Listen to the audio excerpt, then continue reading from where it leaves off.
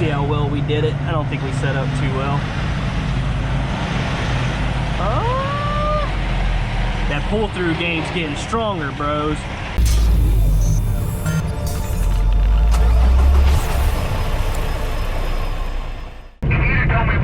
Like we got now, I'd have said you took too much dope and use out of your wig. But if you told me we had the kind of truck drivers we got now, I'd have said the same thing. Trucks back then didn't break like they break now. Yeah. No, they didn't. You know, and then I always wanted to get real heavy. You know, I wanted at least 10 or 20,000 pounds over what I should have. And I could slow it down, but I couldn't stop it. That'll wear on you. Yeah, half the problem, right? These people lose their jobs in their factories, they lose their fucking homes, so they go to some fucking company because they can't. I mean, oh, fuck, I got somewhere to live now. I'm going to be a truck driver. Well, I know, you know, but, I mean, I understand that too, but I just don't know. I just don't know much. I don't know where a happy medium is, you know? I mean, I don't guess there is such a thing.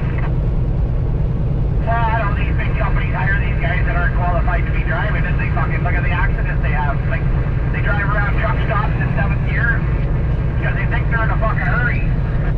Well, they've never been taught. You know, we wasn't born with all this knowledge. It's come over time, you know, and if you've never been taught, then you think maybe a little show and tell there, they've figured out, you know, but, you know, look at there, the truck thing going north 83 in the middle of the burn. Yeah, I said, Warren. I was like, yeah, I haven't heard anybody else say that, right? I mean, back in the day, your fucking radio would just, the needle would be over to the right because everybody would be telling everybody where everybody was, right? Yeah, sometimes they told on me when I didn't want them to tell on me. I'd be the big truck on the side getting the ticket. Yeah, northbound 83 in the middle looking at you. Just past the 83, actually. I don't know. I don't know what the answer is. I mean, I know we got problems. I know one monkey don't stop the show. I know that much. What's that? One monkey don't stop the show. If you think you're irreplaceable, think again. One monkey don't stop the show. You got one running your country now. Yeah, the show must go on. Oh, boy.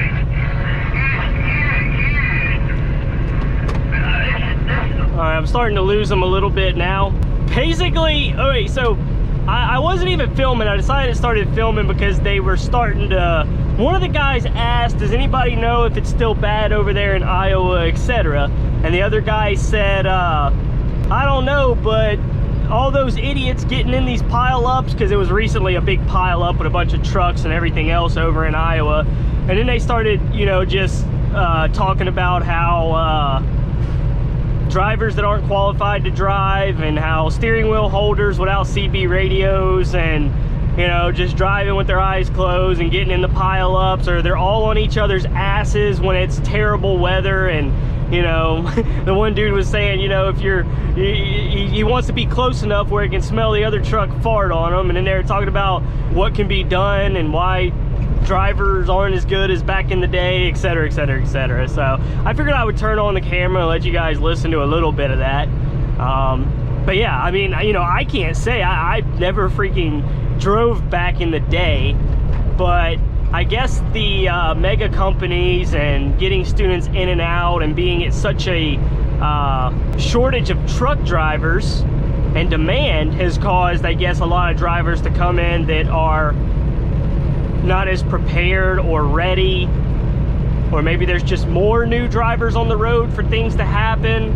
But they were also saying, he was like, and they were, these two guys, I think before I started filming, the guy was like, and it's not just these new guys. He said, you see a pile up, you might not see a damn mega company in there. He was talking about, like, you know, a lot of the guys are experienced too that are driving like that, and they're riding each other's asses and doing dumb stuff, and that's causing these pile-ups and things like that. But they were saying they had been seeing it more frequently these days than back in the day. So yeah, I was just sitting here listening to that on the CB. But a lot of you guys ask me, man, you guys ask me all the time, like, do you use your CB? Why don't you talk on the CB? Do you use it, etc.? I use it all the time. It's always on. That's why a lot of times in my videos, you'll hear it just spark up, and I'll turn it down before I get to a customer because I don't really need it.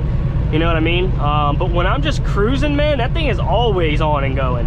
And there's several reasons why. The biggest reason, in my opinion, is safety. There could be something wrong with my truck, right? I could have blown a freaking dual tire back there and not known it, and somebody's gonna say, hey, CFI, you know, you blew a tire, or you got a flat, or hey, CFI, you got, you know, something wedged in your butt space. That's what they called it in the trucking school I went to, in between your tires. Just anything, man. Hey, your doors are open, you know what I mean?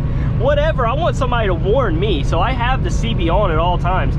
Also, for any hazards up ahead, guys will tell you, hey, there's a freaking reclining chair sitting in the right lane, you know, eastbound at mile marker 82, and then bam, you know what to expect that something's going on. So it is a big time valuable tool, but I feel like half the guys out here don't have one anymore, which is shocking to me. I don't know why you wouldn't have one. I will admit it's not as useful as it used to be. I'm not saying it's not useful. I'm saying back in the day, you didn't have all the apps and everything else, and you would ask on the CB if there was parking, or ask on the CB for directions if you were kind of lost, or how I'm trying to get here, what you know, what highway do I take, how can I get there, and guys would tell you. You know, so back then it was even more useful. But still, why? I understand you have the apps and everything, but it's not always going to tell you. Like I said, if a reclining chair just dropped 2 miles up the road off of a freaking, you know, guy hauling crap on his little trailer, and you don't know, and you're not prepared for it, and there's cars on your left when you come up to it, what are you going to do? If you had that CB on, it would have helped you. Or like I said, if something happens, a guy passed me, I was in freaking Texas, man, coming up from Laredo, probably about 100 miles south of San Antonio, something like that. I don't know. It was shortly after I got going from Laredo. And this driver passes me, and both of his trailer doors are just swinging open in the wind. It's nighttime. I didn't notice until he got next to me, and obviously I can't miss his doors sitting there swinging open. He didn't close them, or they failed, I don't know. But his doors are swinging open. I hop on the CB immediately. Hey, this is I didn't catch his company name, so I said, this is CFI, the truck that just passed me, white truck that just passed me. Your doors are swinging open, man. Didn't hear me, no reply, no nothing. Probably didn't have a CB. And I couldn't catch him, he was going like 70. So then I radio up, I said, hey, anybody going northbound right now, there's a truck with his doors open, let them know somehow. I was flashing my lights at him too. I got over to the left lane and kind of started flashing my lights to try to get him to know. And I mean, it's kind of a big deal, you know what I mean? Number one, it's gonna tear them up, but number two, they might swing and smack a car if you don't know that they're flying open. And you just want to help a guy and let him know, you know what I mean? And then like it wasn't, I don't know, 30 seconds later, he's up the road and I hear another guy say, hey driver, you got your door swinging open. I hopped on the CB, I said, he ain't got a radio or he don't got it on, man. I've been trying to tell him. But if you look over at other guys in their trucks, I'd say it's like 50-50, man, that they do or don't have a CB. It's crazy how many people don't these days. I mean, you can get them for relatively cheap, you know? I mean, yeah, mine was like $200 or something like that, but you can get one for a lot cheaper, like 80 bucks and stuff, that'll at least get the job done, especially in close proximity when a guy is trying to tell you, hey, you got something wrong with your truck. So yeah, if any of you guys are new and you're just like, I don't really need a CB, I don't really want one, or you've been driving for a while and you just never thought you needed one, man, if, you know, it's a valuable resource to have in the case of a hazard, or, you know, there's a pileup up the road. Guys are gonna let you know. They're gonna tell you, hey, trucks coming east or westbound or whatever, northbound, southbound. There's a pile up, stop, slow down, you know, etc. And if you don't have a CB and you're just cruising through a blizzard, you're gonna be part of it, man. Especially in those icy bad conditions I have it on, man. Especially when visibility is low, if it's really foggy, I got that thing cranked up. So yeah, that's just my thoughts on the CB radio, guys, definitely. So when you guys ask me, do you ever use your CB? Why don't you use it? I don't talk on it a lot. Unless, again, I'm warning guys, if I see something wrong with a guy's truck, I'll tell them. You know, hey man, you got a tail light out. Hey man, you got a flat tire. Or if I see a hazard, again, you know what I'm saying? You're coming around a blind corner and there's freaking an emergency vehicle with a car or truck or whatever on the side of the road, you know, I call it out. But do I just talk to talk on the CB? Not really. Here and there. I might say something here and there if somebody's just talking or somebody says something to me, you know what I mean? I'll sit there and talk, but not often. I don't talk on the CB every day, all day. I use it mostly for listening. That's pretty much what I use it for, so. There you go. That's my thoughts on the CB radio, man, if you ever wanted to know. Also, man, to be honest with y'all, that was one of the more exciting things about becoming a truck driver, is being excited to get the CB. You know what I mean? Like, man, I get to hear what the truckers are talking about. I get to be a part of the, you know, trucker clique and be on the CB and listen and hear everything. Like, to me, that was exciting. I don't know how more guys don't get excited about that and they just don't get one. Like, how do you just not get excited? I don't know. That was one of the first things I was excited to get, man. I got my headset and the CB in the same day. And the headset was whatever. I don't talk on the phone a lot. I mainly use it to talk to CFI if, speed limit 55, slow down quickly, Dave. I mainly use it to, just talk to CFI with, business and stuff. If I need to talk to my fleet manager, if they call me to say something. I'm not a phone talker, man. I'm definitely more of a texter. So that headset, it really sits up there and kind of collects dust until I need it. But man, when I got that CB, I was excited, man. I had that thing on all the time, listening.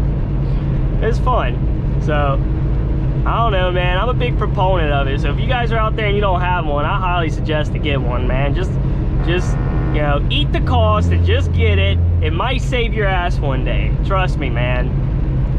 If I could help out the trucking industry in any way and make, you know, 10 more guys grab a CB radio, then I'll feel like my work has been done.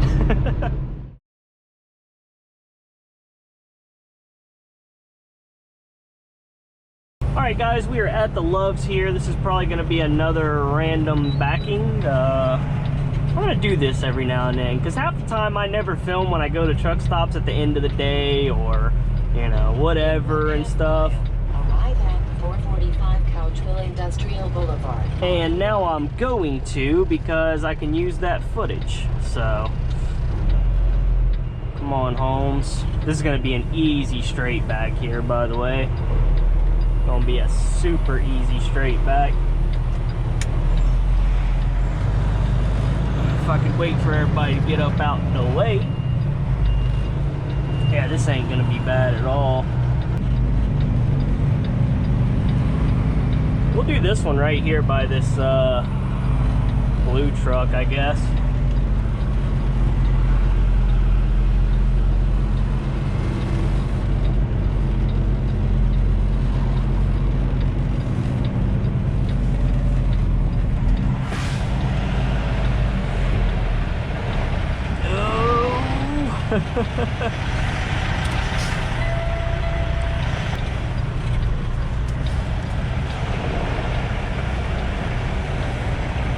We're clear now. There we go. We got her in there. Oh, he was parking anyways. I was worried about that guy coming. Get her on back. Get her on back.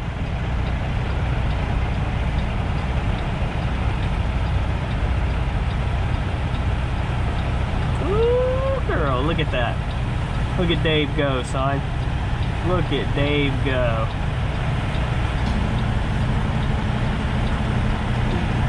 There we go. That was a beaut, was it not? Is that not? We're a little too far to the left. We're gonna need to pull up just a little bit to the right.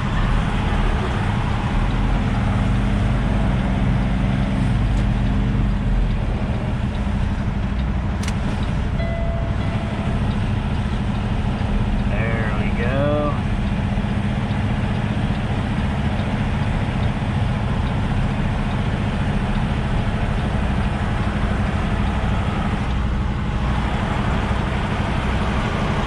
Dead center now, boys.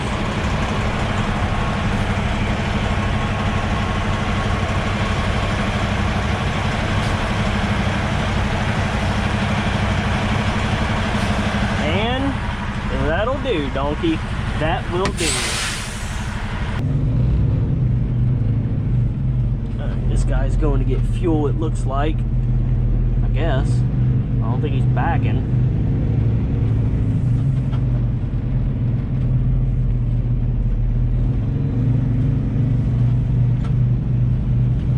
This place looks janky, man. It looks janky. Where is that guy going? What is he doing? Like, I honestly don't know what he is doing.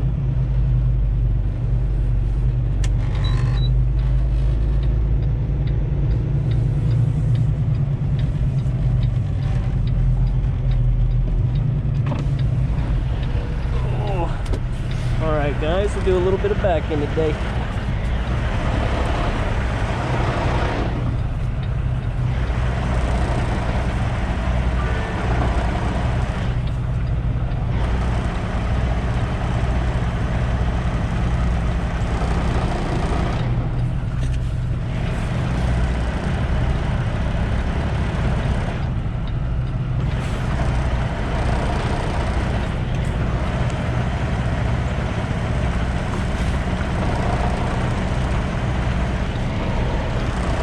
Nailed it, bros.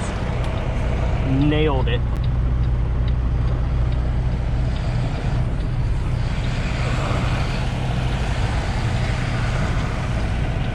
They waved at me. Old box truck guys was watching old Dave back. That was first shot, guys. Look at that. Look how pretty that looks. Y'all see how pretty that was? Who was watching? Nope, nobody's watching. Nobody ever watches when you nail it. Only when you screw up.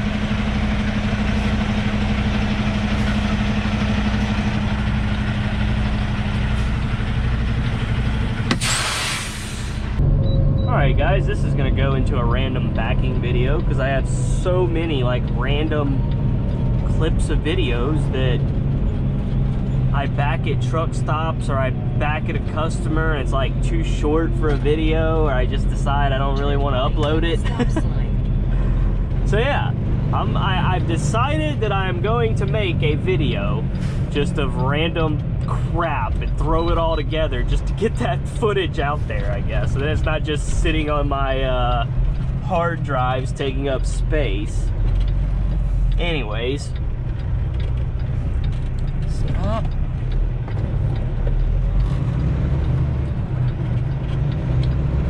I'm going to park at this Love's, take my 30-minute break, grab a shower, because there's a pothole right there.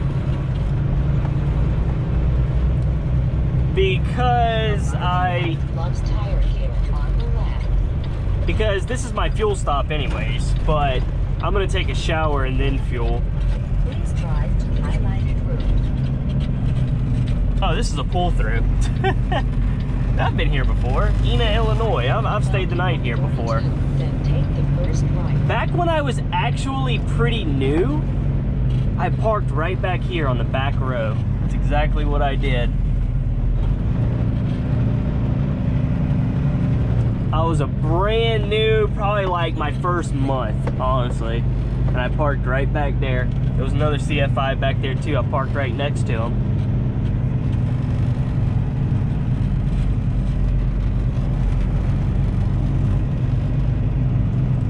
Alright, well, we're gonna get some pull-through action here. You guys ready for it?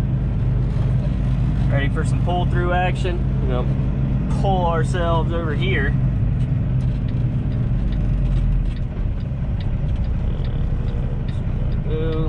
Put my signal on so then he knows what I'm doing.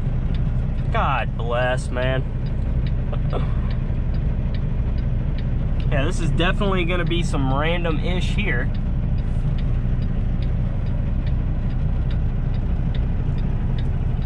Come on, guys. I mean, they're not doing nothing wrong. I'm just griping to gripe because I want to, because I like griping, because I like complaining. You know what I mean? See how well we did it. I don't think we set up too well. Oh, that pull-through game's getting stronger, bros. That pull-through game is getting stronger. I need to pull it just to the left. Yeah, we're good. Oh, yeah, we're Gucci, man. Let me back up just a hair. Just a hair. I'm doing it very slowly just in case anybody's back there. They see what I'm doing, hopefully. Anyways, there you go. Random backing encounter. How did you guys enjoy that? But that pull-through game's getting good though, son. I pulled that perfectly, because before, whenever I tried to pull through, let me go off duty because I'm about to go take a shower. I am off duty, taking my 30-minute break starting right now. Back when I used to pull through, I'd always have it. I mean, I'd make the pull through, but the trailer would be crooked, and then I'd have to pull up and fix it and back and everything else. But now I've kind of gotten that pull through game where it needs to be, man. That's what I'm talking about. Random ass encounters with Dave.